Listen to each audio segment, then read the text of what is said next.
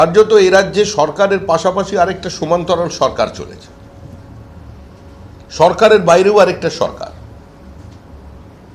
কিন্তু দুর্ভাগ্যজনকভাবে আমাদের সেটা মানতে হচ্ছে, কারণ এখনো অন্তত কাগজে কলমে আরো 2 মাস এই সরকারটি পশ্চিমবঙ্গে থাকবে। তৃণমূল কংগ্রেস চলে গেছে এটা মানুষ জানেন, তৃণমূল কংগ্রেস চলে যাচ্ছে এটা নিশ্চিত, তৃণমূল কংগ্রেস চলে যাবেই, পৃথিবীর কোনো শক্তি সেটাকে আটকাতে পারবে না, এটা মানুষ জানেন। এই পরিস্থিতিতে যেভাবে আবার এখনো মুখ্যমন্ত্রীর বিজ্ঞাপন চালানো হচ্ছে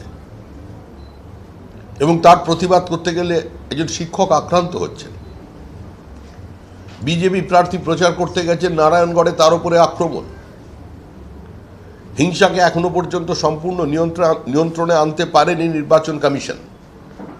নির্বাচন কমিশনের কিছু সদর্থক পদক্ষেপকে